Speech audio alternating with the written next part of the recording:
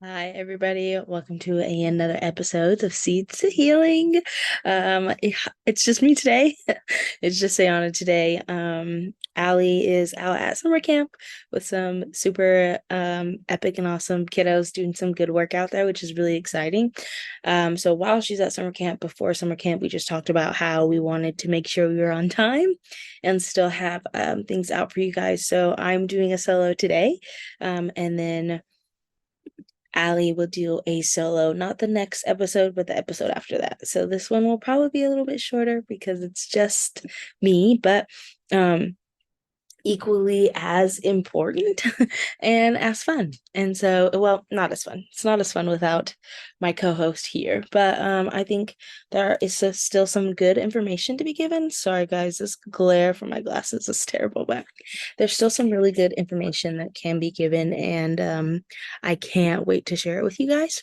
Today, I just wanted to talk about stress and how important it is to deal with it. And I know, like, that's something we hear all the time, but it's important that we deal with stress because if we don't deal with it, it will take physical presence in our bodies.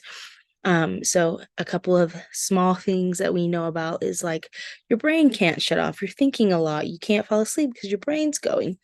Um, which are like, I wouldn't say everybody knows, but they're pretty common. Like people are like, yeah, I'm stressed. I feel very anxious about this and that, yada yada. And I think that it's important that we figure out what works for us when coming to stress. How do we deal with stress? Are we writers, processors, planners, speakers? Like what does that look like? Do you need to be able to tell somebody you're stressed and have them help you make a plan? Do you need to be able to write down things that are stressing you out, just journal, and then make a paper plan?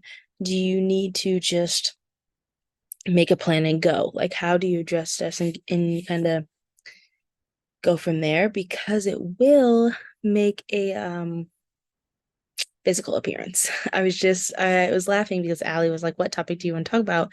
And I said stress and how it like permeates through your body. And we were laughing because I had talked to her previously about how I was having all of these crazy dreams. And for those of you who don't know me personally, I just finished the master's degree. And in there I had like crazy internship hours, and I had a lot of health stuff all going at the same time. So for me, those are like big stressors that takes priority. And so I was talking to her and I kept having these like crazy dreams. And she was like, "Are you stressed about something?" And started looking about it. And I was like, I mean, to me, little stress like doesn't matter. I just kind of want to like flick it off my shoulder and go because it's not as big as the school stress, the finding a job stress, the health stress, right? Not as big. So I was just like, yeah, go. And so I found that it was kind of like, no, actually, like this is something that you should deal with, and this is actually pretty big. And so man, I was just surprised when that came up because I was like little stressors, which obviously everybody has stress, and there's healthy stress and unhealthy stress. And I think even healthy stress, we have to acknowledge it as stress. I think acknowledging it can also help um, ease it a little bit. So I always get kind of confused when people are like, oh, there's healthy stress. Like, what's a healthy stress? Oh, you have a test tomorrow. That can be healthy stress. If you study for it and prepared, you're still a little anxious about it, healthy stress. It's when it kind of goes overboard. And I think healthy stress can quickly go into unhealthy stress when we're overthinking about it. We haven't made a plan to process it, a plan to get through it, or when we try to ignore it, when we try to like push that stress down. And I think when pushing the stress down, obviously some other physical things are going to come up. So I was Googling them because I wanted a deeper list. Like the basic came up of like not being able to sleep, of course, fatigue, panic attacks, stress, anxiety, but also there's difficulties breathing, panic attacks, blurry visions, um, sight problems, sleeping problems, fatigue, and a weakening immune system. If you're overly stressed, you are more likely to get sick than if you're not, because your immune system is down because all of your focus is either thinking about the stress, figuring out that stress, and the rest of your body is just um I know your immune system's weaker, so it's a little bit easier to attack that area of health in general. So I think sometimes, at least for me, sometimes when I think about stress, I can just be like, oh, stress is like a mental thing. I'm physically fine. And it's like, no, actually, we have to deal with stress because it's not only a mental thing, it can easily become a physical thing when we're not taking care of it. So, what does that look like, right? Some people, when they're stressed, they like to work out and physically get out of that, or working out provides a space for thinking and resolving and being able to process through things for that person. Running could be one, writing, journaling, having coffee with a friend, calling somebody, having that conversation. It's really just by pinpointing what is best for you, what works for you, what really helps you thrive in that area. Are you a plan person? Are you a person who just needs to talk it out and then it seems less stressful? Figuring out what works for you and trying it all. There's not like you have to figure it out before you try it. I like to say try it and go from there. Throughout school, one of my favorite stress relievers, what healthy stress relievers, right? Because there are not good ones, but was lifting weights. I felt so much clearer in my head, like I could really process things. Um, Unhealthy was that I would sleep all the time and I would either, depending on how stressed I was, I wouldn't eat or I would overeat. So we have to make sure that we are taking care of ourselves, um, and picking coping skills for stress that are healthy and good for us. Um, for some people, writing about it more may be more stressful, and that's okay. We know, okay, that I can't write about it, but if I tell somebody, that's easier. Or I can't tell somebody because then I just stress about it more. But if I write it, I can make a plan and attack it that way, then do that. But I think when we don't try things and try to find healthy coping skills, that's when the negative coping skills, because it's like natural for us. For me, when I get stressed, first thing I want to do, nap. Easy. Nap. It's like embedded. I don't have to think about it. I'm stressed out. I'm overwhelmed. Sleep. I don't have to think about it at all. That's just where my body naturally goes. Or snacking. Where can I get chips? Where can I get this? Or like I said, not eating, just having no desire for food at all. And I think we have to be cautious about how we handle stress naturally because it's not always good. Majority of the time we handle it in an unhealthy way. So it's breaking that habit, taking time to stop and say, okay, I see that this isn't helping. I'm sleeping the day away if you're me. Sleeping the day away. I'm not eating at all. How do I reverse this and start working on it so that way I can deal with stress in a healthy manner? So for me, it looks like journaling. It does look like calling certain people and talking about it. It also at times does look like working out. And at times it also does look like a quick nap. I think the difference between sleep and nap, at least for me, is that I would nap for hours, so just into the night. And for me, sometimes when I get stressed or overwhelmed, I just need my brain to kind of reset. So I'll take like a 20-minute nap, 15-minute nap if I can. It's not always like this, but when I can, just to kind of reset my brain to look at what I'm stressed out again when I wake up and be like, okay, I know how I can handle this, or I know what I need to do. Sorry, guys. What I need to do to fix this. And it's important. Um, Again, there's always healthy stress. You have a report due for work, an audit's coming for work. Like those are healthy stress until I feel like it starts to consume everything. That's when like a good stress or a healthy stress just goes overboard because you are going to have audits and it is kind of stressful because people are coming in and looking at your stuff and like you have to make sure you're on point so you don't lose money, you don't lose programs, whatever that looks like for you.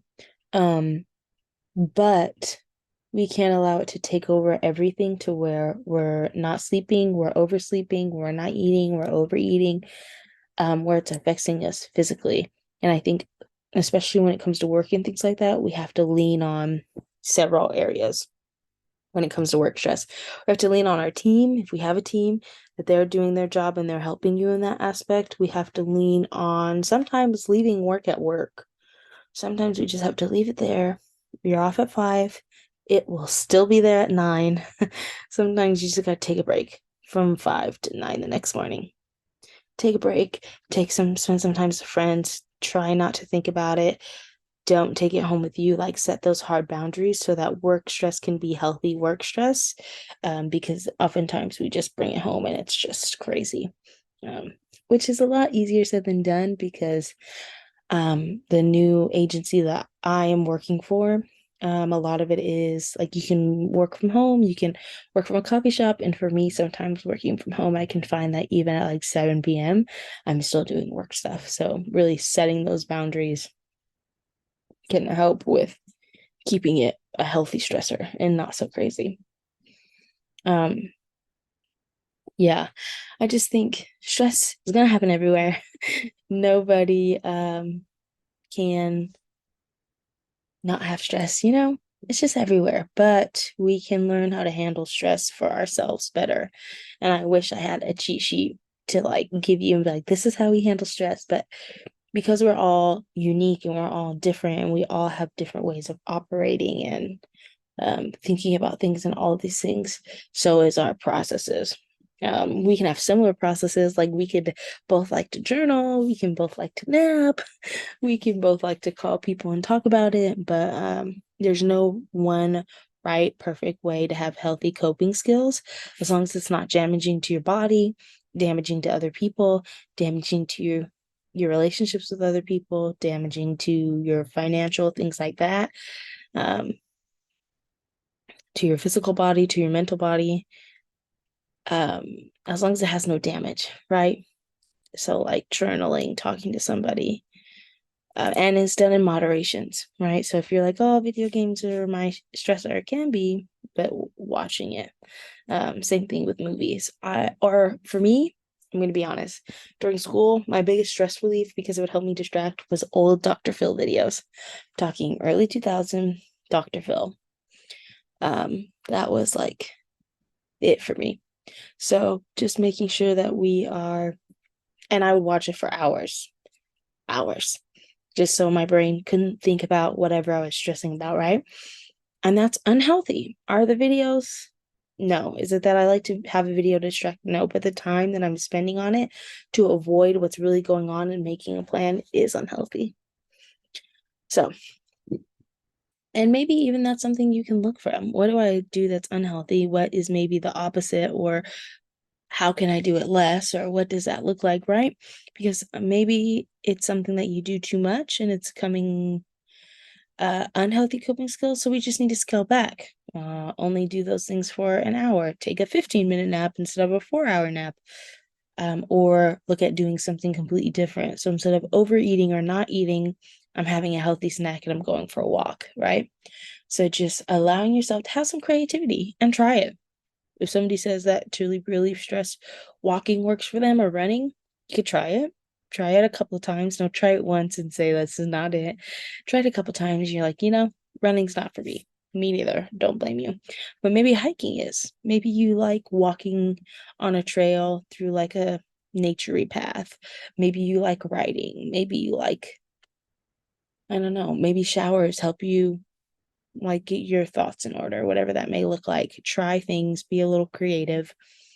And it's okay if it's a little bit different than everybody else, as long as it's helpful and not harmful to you, your relationships, anything like that. Um, I think it's fair game. Remember, stress will always be there.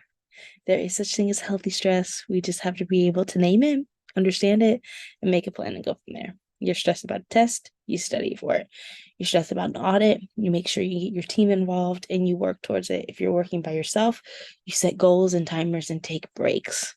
And those are just some small examples. There's obviously big examples with bigger stressors in life. But I just wanted to give you guys something small to think about. Um, so sorry it wasn't a full one. Ali and I had a really busy schedule, like I said, so we couldn't get together to film before she went to camp. So it's just me. I hope you guys enjoyed it. Next week will be Ali and I and a guest, and then the week after that will be just Ali. But thank you guys so much for tuning in and watching, and we will see you guys in 2 weeks.